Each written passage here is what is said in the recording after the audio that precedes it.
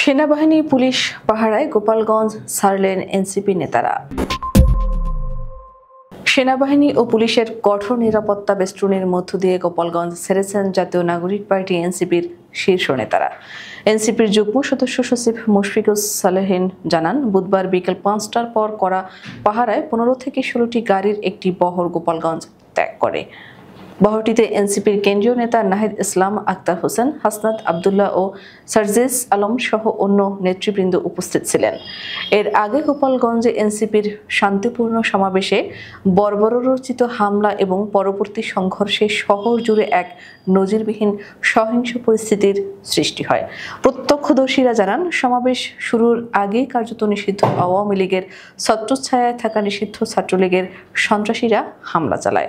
সমাবেশ শেষে আবারও হামলা হয়, যেখানে পুলিশ বাধা দিলে উল্টো পুলিশকেই আক্রমণের শিকার হতে হয়। নিষিদ্ধ ঘোষিত ছাত্রলীগ ও আওয়ামী লীগের নেতাকর্মীরা পুলিশের গাড়ি ভাঙচুর করে, এক এসআইকে মারধর করে এবং জয় বাংলা স্লোগান দেয়। তারা এনসিপি নেতাদের গোপালগঞ্জ থেকে বের হতে দেবে না বলেও প্রকাশ্যে হুমকি দেয়। পরিস্থিতি এমন পর্যায়ে পৌঁছে যে সেনাবাহিনী ও পুলিশের সহায়তা ছাড়া এনসিপি নেতারা এলাকা ত্যাগ করতে পারছিলেন না। এর আগে সকালে পুলিশের একটি গাড়ি ভাঙচুর করে তাতে আগুন ধরিয়ে দেওয়া হয়। একই সঙ্গে সদর উপজেলা নির্বাহী কর্মকর্তার গাড়ি বহরেও হামলা চালানো হয়। এইসব ঘটনায় গোপালগঞ্জের বিভিন্ন স্থানে নাশকতা, সড়ক অবরোধ ও হামলায় সম্পৃক্ত থাকার অভিযোগে ছাত্রলীগ ও আওয়ামী লীগের ৭ জন নেতাকর্মীকে আটক করা হয়েছে। উল্লেখযোগ্যভাবে সরকার এর আগে একটি প্রজ্ঞাপন জারি করে আওয়ামী লীগ ও তাদের অঙ্গ সহযোগী সংগঠনগুলোর সব কার্যক্রম নিষিদ্ধ ঘোষণা করে এবং দলটির রাজনৈতিক নিবন্ধন স্থগিত করে। তবু বাস্তবতা হলো, নিষিদ্ধ হওয়া সত্ত্বেও সংগঠনগুলোর নেতাকর্মীরা গোপালগঞ্জে প্রকাশ্যে মিছিল করছে, হামলা চালাচ্ছে, এমনকি পুলিশের সঙ্গে সংঘর্ষে লিপ্ত হচ্ছে।